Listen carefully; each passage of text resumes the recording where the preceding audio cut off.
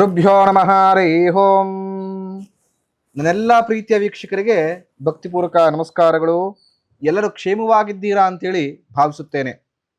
ನವರಾತ್ರಿಯ ದಿನಗಳಲ್ಲಿ ಹಾಗೂ ನವರಾತ್ರಿಯ ಪೂಜೆಯ ಸಮಯದಲ್ಲಿ ತುಂಬ ಜನ ಈ ತಪ್ಪುಗಳನ್ನು ಮಾಡ್ತೀರಾ.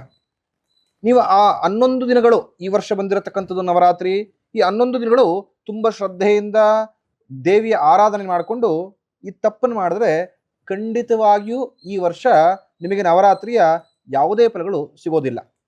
ಪ್ರಮುಖವಾಗಿ ಪೂಜೆ ಮಾಡುವ ಸಮಯದಲ್ಲಿ ನಾವು ಯಾವುದೇ ಕಾರಣಕ್ಕೂ ಮನೆಯ ಬಾಗಿಲನ್ನು ಅಂದರೆ ಮೇನ್ ಡೋರನ್ನು ಕ್ಲೋಸ್ ಮಾಡಿರಬಾರ್ದು. ತುಂಬ ಜನದ ಒಂದು ಭಾವನೆ ಇದೆ, ಅಂದರೆ ದೇವ್ರ ಮನೆಯಲ್ಲಿ ಭಗವತಿನ ತುಂಬ ಚೆನ್ನಾಗಿ ಸಿಂಗಾರವನ್ನು ಮಾಡಿರ್ತೀರಾ, ದೇವ್ರ ಮನೆ ತುಂಬ ದೀಪಗಳನ್ನು ಹಚ್ಚಿರ್ತೀರಾ, ತುಂಬ ಅಲಂಕೃತವಾಗಿ ಪುಷ್ಪಗಳನ್ನು ಹಾಕಿರ್ತೀರಾ, ಆದರೆ ಮೇನ್ ಡೋರ್ನ ಕ್ಲೋಸ್ ಮಾಡಿರ್ತೀರ.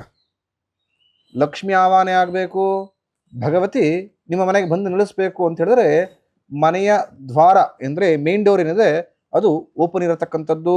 ಯಾವುದೇ ಕಾರಣಕ್ಕೂ ಪೂಜೆ ಆಗೋ ಸಂದರ್ಭದಲ್ಲಿ ಮನೆಯ ಮುಂದೆ ಚಪ್ಪಲಿಗಳನ್ನು ಬಿಡಬಾರ್ದು ಅಂತ. ತುಂಬ ಜನ ಏನು ಮಾಡ್ತಾರೆ ಅಂತ ಹೇಳಿದ್ರೆ ಮನೆ ಡೋರು ಪಕ್ಕದಲ್ಲೇ ಸ್ಲಿಪ್ಪರನ್ನು ರಾಶಿ ಬಿಡತಕ್ಕಂಥದ್ದು, ಹೊಸ್ಲು ಅಕ್ಕಪಕ್ಕನೇ ಬಿಡತಕ್ಕಂಥದ್ದು. ಈ ಥರ ಮಾಡಿದ್ರೆ ಖಂಡಿತವಾಗಿಯೂ ನವರಾತ್ರಿಯ ಪೂಜೆಯ ಫಲ ನಿಮಗೆ ಸಿಗೋದಿಲ್ಲ. ತುಂಬ ಈಗ ದಸರಾ ಏನಾಗ್ಬಿಡ್ತಿದೆ ಅಂದರೆ ಗೊತ್ತಿದ್ದು ಫ್ಯಾಷನ್ ಸೆಟಿಕ್ ಆಗ್ಬಿಡ್ತದೆ. ಎಲ್ಲರ ಮನೇಲಿ ಗೊಂಬೆಯನ್ನು ಕೂರಿಸ್ತಾರೆ. ನಾನು ಗೊಂಬೆಯನ್ನು ಕೂರಿಸ್ಬೇಕು ಅಂತ ಸ್ಟೆಪ್ ಬೈ ಮಾಡಿ ತುಂಬ 8 ರಿಂದ 10 ಸಾಲುಗಳನ್ನು ಮಾಡಿ ಗೊಂಬೆಗಳನ್ನು ಕೂರಿಸ್ಬಿಟ್ಟಿರ್ತಾರೆ. ಅದು ಬರೀ ಫೋಟೋ ಶೂಟ್ಗಾಗಿರಬಾರ್ದು. ನಿಮ್ಮ ಮನೆಗಳಲ್ಲಿ ಗೊಂಬೆಯನ್ನು ಕೂರಿಸಿ ಪೂಜೆಗಳನ್ನು ಮಾಡ್ತೀನಿ ಅಂತ ನೀವೇನಾರು ಅಂದ್ಕೊಂಡಿದ್ರೆ ಪ್ರತಿನಿತ್ಯವೂ ಕೂಡ ಆ ಗೊಂಬೆಗಳಿಗೆ ನೈವೇದ್ಯವನ್ನು ಮಾಡತಕ್ಕಂಥದ್ದು. ತುಂಬ ಜನ ಮಾಡತಕ್ಕಂಥ ತಪ್ಪೇನು ಅಂತ ಹೇಳಿದ್ರೆ ಗೊಂಬೆನ ಕೂರಿಸ್ಬಿಡ್ತಾರೆ, ಬೆಳಗ್ಗೆಯಿಂದ ರಾತ್ರಿಯವರು ಕೂಡ ಜನಗಳ ದರ್ಶನಕ್ಕೆ ಬಿಟ್ಟಿರ್ತಾರೆ. ಯಾರು ಬೇಕಾದ್ರೆ ಬರ್ಬೋದು, ಯಾರು ಬೇಕಾದ್ರೆ ಗೊಂಬೆಗಳನ್ನು ಮುಟ್ಬೋದು, ಯಾರು ಬೇಕಾದ್ರೆ ಗೊಂಬೆಗಳ ಪಕ್ಕದಲ್ಲೇ ನಿಂತ್ಕೊಂಡು ಫೋಟೋ ತೆಗೆಸ್ಕೊಳ್ಬೋದು. ಖಂಡಿತ ತಪ್ಪು. ನೀವೇನು ಭಕ್ತಿಯಿಂದ ಪುನಸ್ಕಾರದಿಂದ ಪೂಜೆಗಳನ್ನು ಮಾಡಿರ್ತಾರೋ ಆ ಗೊಂಬೆಗಳಿಗೆ ದೇವಿ ಕಳೆಗಳು ಆಕರ್ಷಣೆಯಾಗಿರುತ್ತೆ. ಅದಕ್ಕೊಂದು ಧನಾತ್ಮಕ ಶಕ್ತಿ ವೃದ್ಧಿ ಆಗಿರುತ್ತೆ. ಯಾವುದೇ ಕಾರಣಕ್ಕೂ ಪೂಜೆಯ ಮುಂಚಿತವಾಗಿ ಗೊಂಬೆಗಳ ದರ್ಶನವನ್ನು ಜನಗಳಿಗೆ ಬಿಡಬಾರ್ದು. ಅದೇ ರೀತಿ ಭಗವತಿಗೆ ನೈವೇದ್ಯ ಆಗೋ ಸಮಯದಲ್ಲಿ, ಗೊಂಬೆಗಳಿಗೆ ನೈವೇದ್ಯ ಆಗೋ ಸಮಯದಲ್ಲಿ ಜನಗಳಿಗೆ ನೈವೇದ್ಯ ಮಾಡತಕ್ಕಂಥದ್ದನ್ನು ತೋರಿಸ್ಬಾರ್ದು ಅಂತ. ತುಂಬ ಜನ ಏನು ಮಾಡ್ತಾರೆ ಅಂದರೆ ಎಲ್ಲ ಹೆಣ್ಮಕ್ಳನ್ನ ಪೂಜೆ ಕರೆದು ಬಿಟ್ಟಿರ್ತೀರ, ತುಂಬ ಸಾಲಗಟ್ಟಿ ಕೂರಿಸ್ಕೊಂಡಿರ್ತೀರ. ಕೂರಿಸ್ಕೊಂಡು ಭಗವತಿಗೆ ಧೂಪ ದೀಪ ನೈವೇದ್ಯವನ್ನು ಮಾಡಬೇಕಾದ್ರೆ ಧೂಪವನ್ನು ಎಲ್ಲರ ಮುಂದೆ ಮಾಡ್ತೀರಾ. ನೈವೇದ್ಯವನ್ನು ಮಾಡಬೇಕಾದ್ರೆ ಒಂದು ತೆರೆ ಬಟ್ಟೆ ಥರ ಒಂದು ಅಡ್ಡ ಬಟ್ಟೆಯನ್ನು ಇಟ್ಟುಕೊಂಡು ತದನಂತರ ನೈವೇದ್ಯವನ್ನು ಮಾಡತಕ್ಕಂಥದ್ದು. ಭಗವತಿಗೆ ಅಂದರೆ ನೀವು ದೇವರ ಮನೇಲಿ ಏನು ಕಳಶವನ್ನು ಇಟ್ಟಿರ್ತೀರೋ, ಅದು ಭಗವತಿಯ ಭಾವಚಿತ್ರವನ್ನು ಇಟ್ಟಿರ್ತೀರೋ, ದುರ್ಗೆಯದೋ ಚಾಮುಂಡೇಶ್ವರಿದ್ದೋ ಇಟ್ಟು ಪೂಜೆ ಮಾಡಬೇಕಾದ್ರೆ ನೀವು ಕೊಡತಕ್ಕಂಥ ನೈವೇದ್ಯಗಳನ್ನು ಭಗವತಿ ಮಾತ್ರ ನೋಡತಕ್ಕಂಥದ್ದು. ಯಾವುದೇ ಕಾರಣಕ್ಕೂ ಬಂದಿರತಕ್ಕಂಥ ಇನ್ಯಾವ ಜನಗಳು ಅಥವಾ ಮತ್ತೊಬ್ರು ಯಾರು ಕೂಡ ನೈವೇದ್ಯವನ್ನು ನೋಡಬಾರ್ದು. ನೀವು ಮಾಡತಕ್ಕಂಥ ನೈವೇದ್ಯವನ್ನು ಜನಗಳಿಗೆ ತೋರಿಸಿ ನೈವೇದ್ಯವನ್ನು ಕೊಟ್ಟರೆ ಖಂಡಿತವಾಗಿಯೂ ಆ ನೈವೇದ್ಯಗಳು ಭಗವತಿಗೆ ಅಷ್ಟು ಸೂಕ್ತವಾಗಿ ಸಮರ್ಪಣೆ ಆಗೋದಿಲ್ಲ ಅಂತ. ಇನ್ನು ಅದೇ ರೀತಿ ಒಂದು ಜನಕ್ಕೆ ಒಂದು ಮೂಢನಂಬಿಕೆ ಇದೆ. ಈ ನವರಾತ್ರಿಯಂದು ನಾನು ಬೆಳಗ್ಗೆ ದೇವರ ಆರಾಧನೆ ಮಾಡಿದ್ರೆ ಸಂಜೆ ಮಾಡಲ್ಲ, ಸಂಜೆ ಪೂಜೆ ಮಾಡಿದ್ರೆ ಬೆಳಗ್ಗೆ ಮಾಡಲ್ಲ. ಇದೇ ಮಾಡತಕ್ಕಂಥ ದೊಡ್ಡ ತಪ್ಪು. ಈ ನವರಾತ್ರಿಯಂದು ಬೆಳಗ್ಗೆ ಮುಂಜಾನೆ ಹಾಗೂ ಮುಸ್ಸಂಜೆ ಎರಡೂ ಸಮಯದಲ್ಲಿ ದೇವರನ್ನು ಆರಾಧನೆ ಮಾಡಬೇಕು ಅಂತ. ನಾನು ಬೆಳಗ್ಗೆ ಮಾಡಿಬಿಟ್ಟೆ ಸಂಜೆ ನನ್ನ ಕೈಲಿ ಆಗ್ತಾ ಇಲ್ಲ ಅಂತ ತುಂಬ ಜನ ದೇವ್ರ ದೀಪನೇ ಹಚ್ಚೋದಿಲ್ಲ.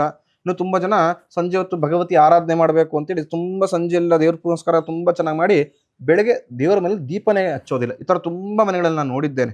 ಹಾಗಾಗಿ ಈ ದಸರಾ ಈ ತಪ್ಪುಗಳನ್ನು ಮಾಡ್ಕೊಳ್ಬೇಡಿ. ಮುಂಜಾನೆ ಮುಸ್ಸಂಜೆ ಎರಡೂ ಸಮಯದಲ್ಲಿ ದೇವರ ದೀಪವನ್ನು ಹಚ್ಚತಕ್ಕಂಥದ್ದು, ದೇವರ ಪೂಜೆ ಪುನಸ್ಕಾರವನ್ನು ಮಾಡತಕ್ಕಂಥದ್ದು. ಅದೇ ರೀತಿ ದೊಡ್ಡ ತಪ್ಪು ಅಂದರೆ ದಸರಾ ಅಂದರೆ ಏನಾಗಿರುತ್ತೆ, ಎಲ್ಲರೂ ಈ ಕಡೆ ಮೈಸೂರಿನ ಭಾಗದವರೆಲ್ಲ ಮೈಸೂರಿನಲ್ಲಿ ಇರತಕ್ಕಂಥ ದಸರಾ ಲೈಟಿಂಗ್ಸ್ ನೋಡೋಕೆ ಬಂದ್ಬಿಡ್ತಾರೆ. ಅಥವಾ ಅವರ ಮನೆ ತುಂಬ ಎಲ್ಲೇ ಇದ್ರೂ ಕೂಡ ಕರ್ನಾಟಕದಲ್ಲಿ ಹತ್ರದಲ್ಲಿ ಯಾವುದೋ ಒಂದು ಪೆಂಡಲ್ಗಳಲ್ಲಿ ಭಗವತಿ ಆರಾಧನೆ ಆಗ್ತಿರುತ್ತೆ, ಅಥವಾ ದೇವಸ್ಥಾನಕ್ಕೆ ಹೋಗಬೇಕು ಅಂತ ಎಲ್ಲರೂ ಕೂಡ ಹೋಗ್ತಾರೆ. ಹೋಗಿ, ಆದರೆ ಮುಸ್ಸಂಜೆ ಅಂತೂ ಮನೆಯನ್ನು ಸಂಪೂರ್ಣ ಬಾಗ್ಲಾಕಿ ಮನೆಯಲ್ಲಿ ಯಾರೂ ಇರದೆ ಹೊರಗಡೆ ಸುತ್ತಾಡಕ್ಕೆ ಹೋಗ್ತೀನಿ ಅಂತ ಹೇಳಿದ್ರೆ ಪೂಜೆ ಮಾಡಿ ಫಲವೇನು? ಖಂಡಿತವಾಗಿಯೂ ಪೂಜೆಯ ಫಲಗಳು ಸಿಗೋದಿಲ್ಲ. ಹಾಗಾಗಿ ಮುಸ್ಸಂಜೆ ಯಾವುದೇ ಕಾರಣಕ್ಕೂ ಮನೆಯ ಬಾಗಿಲನ್ನು ಕ್ಲೋಸ್ ಮಾಡೋಂಗಿಲ್ಲ. ಅಂದರೆ ಪೂಜೆ ಮಾಡಿದ ತಕ್ಷಣ ಕೆಲವರು ಏನು ಮಾಡ್ತಾರೆ, ಧೂಪ ದೀಪ ನೈವೇದ್ಯ ಮಾಡಿ ಜನಕ್ಕೆ ಬಂದಿರೋರಿಗೆ ಅರ್ಶನ ಹೂವನ್ನೆಲ್ಲ ಕೊಟ್ಟು ಪಟ್ 2 ನಿಮಿಷ ಆಗಿರಲ್ಲ ಪಟ್ ಅಂತ ಬಾಗಿಲು ಹಾಕ್ಕೊಂಡು ಒಂದು ಹೋಟ್ಲಿಗೋ ಅಥವಾ ದಸರಾ ನೋಡೋಕ್ಕೋ ಎಲ್ಲೋ ಅಂದ್ಕೊಂಡು ಹೊಟ್ಟೋಗ್ಬಿಡ್ತಾರೆ. ಇದೇ ಮಾಡತಕ್ಕಂಥ ದೊಡ್ಡ ತಪ್ಪು. ನೀವು ಯಾರನ್ನೂ ಹೋಗಬೇಡಿ ಅಂತ ಹೇಳ್ತಾ ಇಲ್ಲ, ಆದರೆ ಯಾವುದೇ ಕಾರಣಕ್ಕೂ ಮನೆಯನ್ನ ಕ್ಲೋಸ್ ಮಾಡಿ ಯಾರು ಇಲ್ದಂಗೆ ಹೋಗತಕ್ಕಂಥದ್ದಲ್ಲ. ಮನೇಲಿ ಅಟ್ಲೀಸ್ಟ್ ಒಬ್ಬರೋ ಇಬ್ಬರೋ ಯಾರೋ ಇದ್ದು ದೇವರ ಮನೆಯನ್ನ ಮೇನ್ ಡೋರನ್ನ ತೆಗೆದಿಟ್ಟು ಹೋಗತಕ್ಕಂಥದ್ದು ಅಂತ. ಇದು ನೀವು ಪೂಜೆಗಳಲ್ಲಿ ಮಾಡತಕ್ಕಂಥ ದೊಡ್ಡ ತಪ್ಪು. ಇನ್ನು ಈ ನವರಾತ್ರಿಯ ದಿನಗಳು ಅಂದರೆ 9 ದಿನ, ತದನಂತರ 1 ದಿನ ದಶಮಿ, 10 ದಿನಗಳು ಬರುತ್ತಿತ್ತು. ಆದರೆ ಈ ದಿನ 11 ದಿನ ಬರತಕ್ಕಂಥದ್ದು, ಇದು ನಿಮಗೆ ಲಾಭವಾ ಅಥವಾ ನಷ್ಟವಾ? ಮುಂದಿನ ಸಂಚಿಕೆಯಲ್ಲಿ ತಿಳಿಸ್ಕೊಡ್ತೀನಿ. ಅದೇ ರೀತಿ ಈ ನವರಾತ್ರಿ ಏನು 11 ದಿನಗಳ ಕಾಲ ಬಂದಿದೆ, ಈ ದಿನ ಯಾವುದೇ ಕಾರಣಕ್ಕೂ ಯಾರು ಕೂಡ ಚೌಲವನ್ನ ಅಂದರೆ ಮಗುವಿಗೆ ಆಗತಾನ ಮುಡಿಯನ್ನು ಕೊಡಬೇಕು, ಚೌಲವನ್ನು ಕೊಡಬೇಕು. ತುಂಬ ಜನದ ಭಾವನೆ ಏನು, ದಸರಾ ಅಂದರೆ ಶುಭ. ಈಗ ತಾನೇ ಪಿತೃಪಕ್ಷ ಮಾಸಗಳನ್ನು ಮುಗಿದಿದೆ, 15 ದಿನ ನಾವು ಏನೋ ದೇವರ ಪೂಜೆ ಪುನಸ್ಕಾರವನ್ನ ಶುಭವನ್ನ ಏನು ಮಾಡಿರೋದಿಲ್ಲ, ಪಿತೃಗಳಿಗೆ ಸಂಪೂರ್ಣ ಸಮರ್ಪಣೆ ಮಾಡಿರ್ತೀವಿ. ಭಗವತಿಯ ಸಮಯ ಅಂತಾನೆ ಹೇಳ್ತೀವಿ ಈ ನವರಾತ್ರಿಗೆ. ಸೊ ಭಗವತಿ ಆರಾಧನೆ ಮಾಡ್ಕೋಣ. ನಮ್ಮ ಮನೆ ದೇವರು ಚಾಮುಂಡೇಶ್ವರಿ, ಅಲ್ಲಿಗೆ ಹೋಗಿ ನಾನು ಒಂದು ಮುಡಿಯನ್ನು ಕೊಟ್ಬಿಡ್ತೇನೆ. ಅಥವಾ ನನ್ನ ಮನೆ ದೇವರು ಒಂದು ಬನ್ನಿ ಮಹಾಕಾಳೇಶ್ವರಿ ಇರ್ತಾಳೆ, ಅಥವಾ ಚೌಡೇಶ್ವರಿ ಇರ್ತಾಳೆ, ಮಾರಮ್ಮ ಇರ್ತಾರೆ, ಅಲ್ಲಿಗೆ ಹೋಗಿ ನನ್ನ ಮಗುವಿಗೆ ಒಂದು ಮೊದಲನೇ ಮುಡಿ ಕೊಡತಕ್ಕಂಥದ್ದು ಅಥವಾ ನನ್ನ ಚೌಲವನ್ನ ಮಾಡಿಸ್ಕೊಡ್ತಕ್ಕಂಥದ್ದು ಮಾಡಬಹುದಾ? ಖಂಡಿತ ನಿಷಿದ್ಧ. ಈ 10 ದಿನಗಳಕ್ಕೂ ಯಾವುದೇ ಕಾರಣಕ್ಕೂ ಚೌಲವನ್ನ ಮುಡಿಯನ್ನ ಮಾಡತಕ್ಕಂಥದ್ದಲ್ಲ. ಪ್ರಮುಖವಾಗಿ ಈ 11 ದಿನಗಳಲ್ಲಿ ಯಾರು ಗಂಡ್ಮಕ್ಳು ಪ್ರಮುಖ, ಅದೇ ರೀತಿ ಹೆಣ್ಮಕ್ಳು ಕೂಡ ಕಟ್ಟಿಂಗ್ಗಳನ್ನ ಮಾಡತಕ್ಕಂಥದ್ದು ಅಥವಾ ಶೇವಿಂಗ್ ಆ ಥರದ್ದು ಯಾವುದೇ ವಿಚಾರಗಳನ್ನ ಈ 11 ದಿನ ನಿಷಿದ್ಧ ಇರತಕ್ಕಂಥದ್ದು ಅಂತ. ಈ ಹೆಣ್ಮಕ್ಳು ಈ ವಿಚಾರದಲ್ಲಿ ತುಂಬ ಎಡುತ್ತಾರೆ. ಅಂದರೆ ಬೆಳಗ್ಗೆಲ್ಲ ಭಗವಂತನ ಆರಾಧನೆ ಮಾಡಿಕೊಂಡು ತುಂಬ ಉಪವಾಸವಿದ್ದು ಸಂಜೆ ಇನ್ನೇನು ಹೆಣ್ಮಕ್ಳಿಗೆ ಅರ್ಶನ ಕೊಡತಕ್ಕಂಥದ್ದು ಆ ಥರ ಎಲ್ಲ ವ್ಯವಸ್ಥೆ ಮಾಡ್ಕೊಂಡು ಹೋಗೋಣ ಅಂತ ಹೆಸರಲ್ಲಿ ಸ್ವಲ್ಪ ರೆಡಿ ಆಗ್ಬೋಣ, ಅಥವಾ ಇಲ್ಲ ಒಂದಷ್ಟು ಪಾರ್ಲರ್ಗೆ ಹೋಗಿ ಒಂದಷ್ಟು ಕೇಶ ವಿನ್ಯಾಸಗಳನ್ನು ಮಾಡಿಸ್ಕೊಂಬೋಣ ಅಂತೇಳಿ ಹೋಗಿ ಬರ್ತಾರೆ. ಅದು ನಿಷಿದ್ಧ. ಯಾವುದೇ ಕಾರಣಕ್ಕೂ ಈ 10 ದಿನಗಳು ನಾವು ಆ ವಿಚಾರಗಳನ್ನ ಬಳಸತಕ್ಕಂಥದ್ದಲ್ಲ, ಸಂಪೂರ್ಣವಾಗಿ ನಿಷಿದ್ಧವಾಗಿರುತ್ತೆ. ಯಾರು ಮಾಂಸಾಹಾರಿಗಳಾಗಿರ್ತೀರ, ಪ್ರಮುಖವಾಗಿ ಭಗವತಿಯ ವ್ರತವನ್ನ ಮಾಡ್ತಾ ಇದ್ದಾರೆ ಅಥವಾ ಒಂದು ಮಂಡಲ ಪೂಜೆ ತರ ಮಾಡ್ತಾ ಇದ್ದಾರೆ ಅಥವಾ ಭಗವತಿಯ ಆರಾಧನೆಯನ್ನ ಮಾಡ್ಕೊಳ್ಬೇಕು ಅಂತೇಳಿ ಸಂಕಲ್ಪ ಅಥವಾ ಜಪಗಳನ್ನ ಮಾಡ್ತಾ ಇದ್ದಾರೆ, ವ್ರತಗಳನ್ನ ಮಾಡ್ತಾ ಇದ್ದಾರೆ, ಅವರು ಮಾಂಸಾಹಾರವನ್ನ ಈ 11 ದಿನಗಳು ಕೂಡ ತ್ಯಜಿಸ್ಬೇಕು. ಅಂದ್ರೆ ಮಾಂಸಾಹಾರವನ್ನ ಸೇವನೆ ಮಾಡೋಂಗಿಲ್ಲ ಅಂತ, ನಿಷಿದ್ಧ ಇರತಕ್ಕಂಥದ್ದು ಅಂತ. ಪ್ರಮುಖವಾಗಿ ಒಂದು ಮಾಡತಕ್ಕಂಥ ದೊಡ್ಡ ತಪ್ಪು ಅಂತ ಹೇಳಿದ್ರೆ, ನಾವು ಭಗವತಿಯ ಆರಾಧನೆಯನ್ನ ಈ 11 ದಿನ ಖಂಡಿತ ಮಾಡಬೇಕು. ಆದರೆ ಒಂದು ಶಾಸ್ತ್ರದಲ್ಲಿ ಉಲ್ಲೇಖವಿದೆ, ಯಾವ ದೇವರನ್ನ ಮರೆತರೂ ಮನೆ ದೇವರನ್ನ ಮರಿಬಾರ್ದು ಅಂತ. ತುಂಬ ಜನ ಏನು ಮಾಡ್ತಾರೆ, ಚಾಮುಂಡೇಶ್ವರಿಯನ್ನ, ದುರ್ಗಾ ಪರಮೇಶ್ವರಿಯನ್ನ ಆರಾಧನೆ ತುಂಬ ಶಾಸ್ತ್ರೋಕ್ತವಾಗಿ ಮಾಡ್ತಾರೆ, ಮನೆ ದೇವರನ್ನ ಮರೆತು ಬಿಡ್ತಾರೆ. ಅಂದರೆ ನೀವು ಯಾವುದೇ ಪೂಜೆಯನ್ನ ಮಾಡಬೇಕಾದ್ರೆ ಆ ಪೂಜೆಯ ಫಲವನ್ನ ನೀವು ಪಡ್ಕೊಳ್ಬೇಕಾದ್ರೆ ಮನೆ ದೇವರ ಆರಾಧನೆಯನ್ನು ಮಾಡತಕ್ಕಂಥದ್ದು ಅಂತ.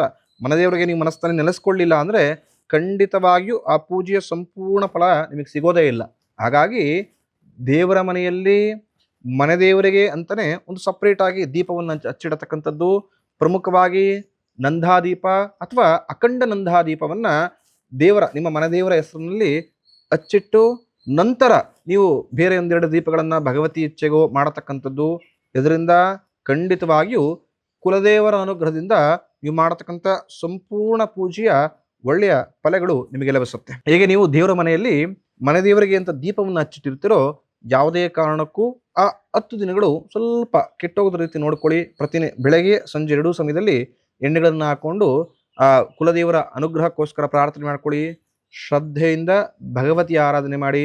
ನಾನು ಹೇಳಿರ್ತಕ್ಕಂಥ ಇಷ್ಟು ತಪ್ಪುಗಳನ್ನು ಯಾರೂ ಕೂಡ ಈ ನವರಾತ್ರಿಯಂದು ಮಾಡಬೇಡಿ. ಖಂಡಿತವಾಗಿಯೂ ದುರ್ಗಾ ಪರಮೇಶ್ವರಿಯ, ಚಾಮುಂಡೇಶ್ವರಿಯ ಅನುಗ್ರಹ ನಿಮಗಾಗಿ ಸಂಪೂರ್ಣ ನಿಮ್ಮ ಮನಸ್ಸಿನ ಇಷ್ಟೈಶ್ವರ್ಯ ಆ ಭಗವತಿ ಈಡೇರಿಸಿಕೊಡುತ್ತಾಳೆ. ನಾಡಿನ ಸಮಸ್ತ ಜನತೆಗೆ ನಾಡದೇವತೆ ಚಾಮುಂಡೇಶ್ವರಿ ಹಾಗೂ ದುರ್ಗಾ ಪರಮೇಶ್ವರಿಯ ಸಂಪೂರ್ಣ ಅನುಗ್ರಹವಿರಲಿ ಅಂತೇಳಿ ಪ್ರಾರ್ಥಿಸುತ್ತೇನೆ. ಶುಭಮಸ್ತು.